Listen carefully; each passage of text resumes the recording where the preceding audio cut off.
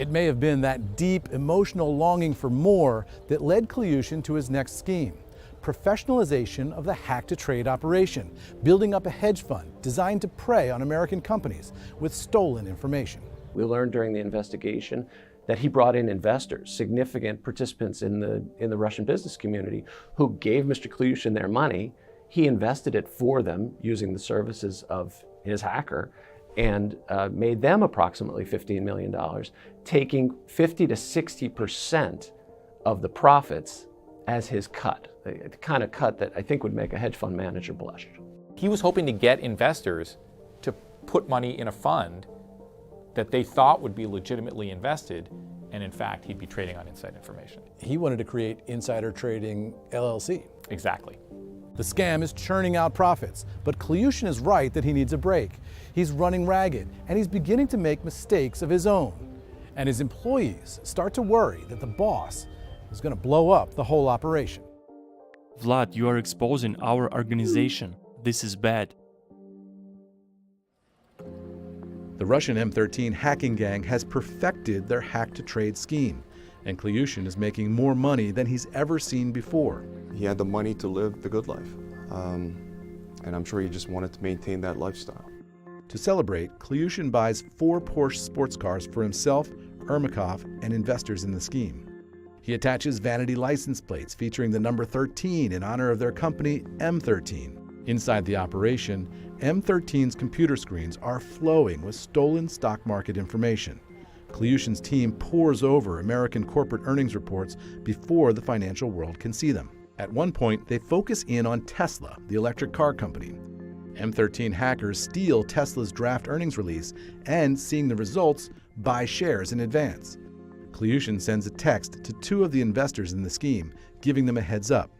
Pay attention to shares of Tesla now and tomorrow after 16:30 and on how much they go up. After the market closes, Tesla reports its earnings. But of course, Kliushin knows what's coming. It's a monster number, more than $6.8 billion in revenue. This was an incredibly historic quarter for Tesla. In fact, we delivered more cars in this quarter than we did in all of 2016 in a single quarter.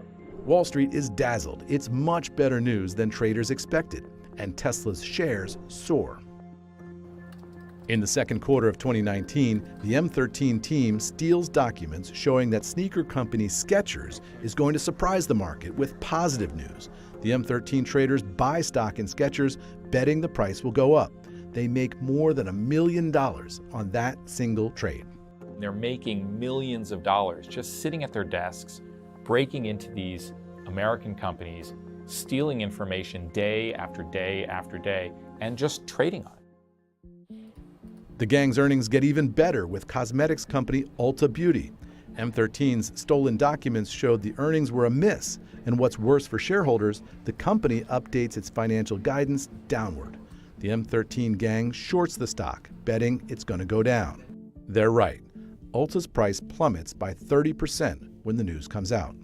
For M13, that's great news. The gang makes almost $2 million overnight on a single trade. They gleefully text details of how much they and their investors are making. Kliushin reports to Ermakov that one investor had already made profits of close to $1 million, nearly tripling his investment. A second investor had made profits of close to $700,000, nearly doubling his money. They don't even ask why so anymore. The money is literally piling up. Kliushin has a safe in which he stashes stacks of $100 bills, gradually filling it until at one point it holds $3 million in cash. The M13 team knows they're playing a dangerous game. If you're doing this stuff for a long period of time, there's going to be some slip up. Perhaps as a warning to himself, Kliushin keeps a printout of a Reuters article about a Ukrainian hacker getting sentenced to prison in a U.S. insider trading case. There are moments when you've found that tantalizing clue and you realize that you're breaking open this case and unraveling this scheme. We had a moment like that when we obtained a Threema chat. This was an encrypted chat among our hackers, a chat that they never thought anyone outside of them would see. They were unguarded in that conversation, and they were having explicit conversations about what they were doing as they were doing it.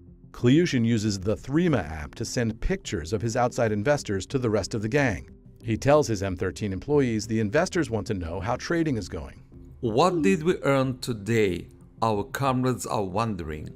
Ermakov, the veteran intelligence officer, is alarmed. He immediately texts his boss. Vlad, you are exposing our organization. This is bad. Vlad, stop sending to Threema. So sorry. And that's how they get you and you end up as a defendant in a courtroom. It was a bad move now. Sorry. Did a dumb thing.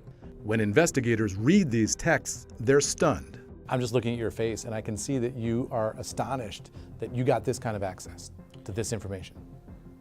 Yeah, I mean, it's one of those breaks in a case that you sort of dream about, right? When you actually have the criminals speaking in unvarnished terms about the crime and admitting that it's a crime. How did you feel when you saw those messages?